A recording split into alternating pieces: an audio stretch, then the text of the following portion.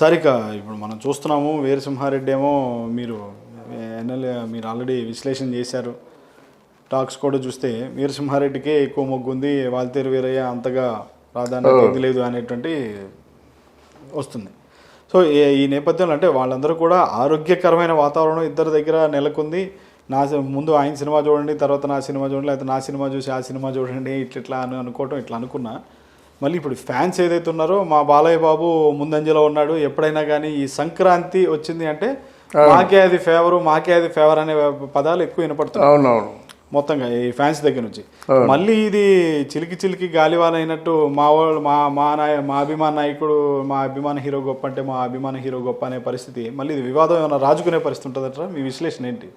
అదే మనకి జీవితం అంటే అదే బాబు, మనకి అంజనడు కనిపించి అందకుండా మనల్ని దాని గుప్పిట్లో పెట్టుకుంది అంటుంటాను నేను.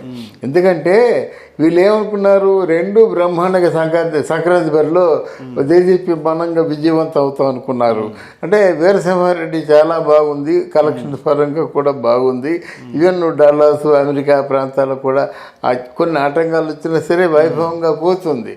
కానీ ఇక్కడ వాల్తేరు వీరయ్య అంటున్నారు స్టేట్ రౌడీ లాగా ఉందంటున్నారు. Why state rowdy, why Chatrapathi, why ఇంకేదైనా వీటితో పోల్చుకోవడం ఎందుకు? దీనికంటూ ఒక ఇండివిజువాలిటీ లేదా? సినిమాకు ఒక ఇండివిజువాలిటీ ఉండాలి కదా. అలా ఉంది, ఇలా ఉంది, ఇంకో అలా ఉంది అనుకుంటే అది కరెక్ట్ కాదని నా ఉద్దేశం. అంటే మీకంటూ ఒక కథ లేదా, మీకంటూ కొన్ని పాత్రలు లేవా, అందువల్ల స్వతహాగా ఏమి లేవా? ఇప్పుడు మీరు చిరంజీవి తాలూకు ఫ్యాన్స్ ఏంటంటే వాళ్ళని తిప్పుకోవటాలంటే నీకేం తెలుసురా, మా సినిమాకి మంచి జనాదరణ ఉంది, మంచి క్లాస్ పీపుల్ అంతా మా సినిమా చూస్తున్నారు, మీ సినిమా చూసే వాళ్ళందరూ మాస్ ఏదో అంటారు, వాళ్ళు తిరగబడతారు. ఇది సినిమా ఇంట్రెస్ట్ అంతా ఇదే. వీళ్ళు వాళ్ళు కలిసి మొత్తానికి ఎక్కడొక్కడ సెంటర్ పాయింట్ చూసుకొని కొట్లాడుకోవడమే వీళ్ళ తాలూకు సాధించినటువంటి విజయంగా భావిస్తారన్నమాట. ఇది పిల్లలు కదా, ఆవేశంతో ఉంటారు.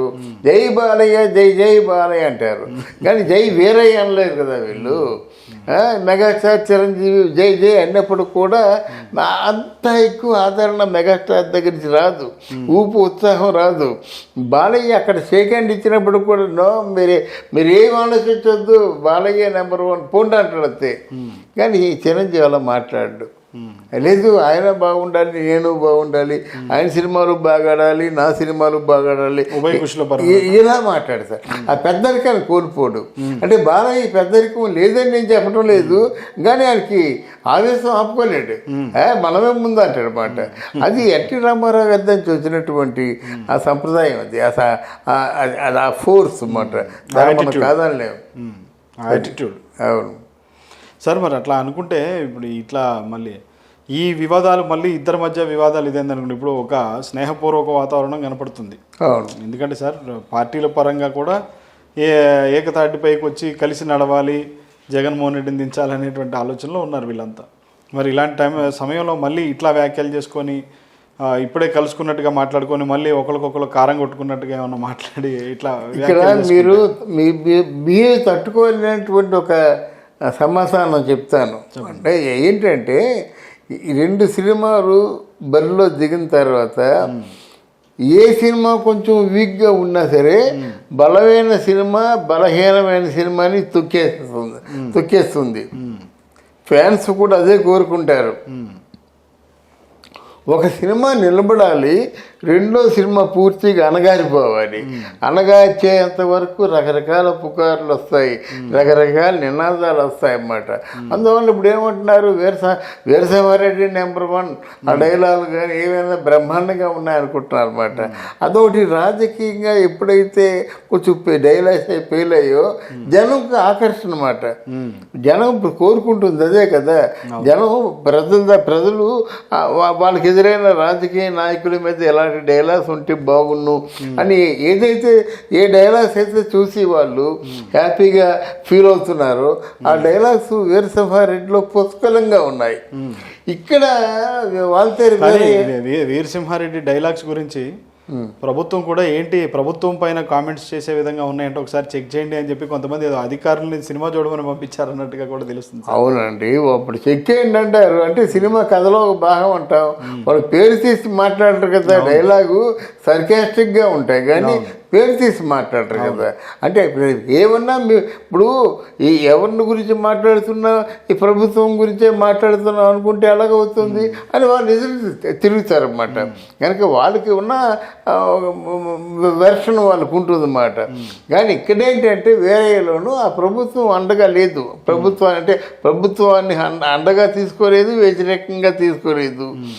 డ్యాన్సులు ఇవన్నీ సినిమా కథ, అంతకుముందు వచ్చిన కథల పూలు ఉండడం, ఆ యాక్షను, తర్వాత ఏమో ఇక్కడ దళారీ వ్యవస్థ వాళ్ళ తాలూకు అంటే స్వచ్ఛందంగా వాళ్ళేమో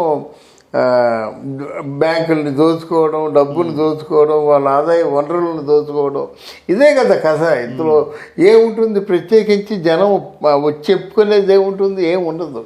కనుక డెఫినెట్గా ఈ వీరసింహారెడ్డి 2-3 రోజుల్లో గెలుపు గుర్రంగా నిలిచిపోతుంది. అలాగే వారసుడు అన్నారు. ఈ రెండింటికి ఈక్వల్ అన్నారు.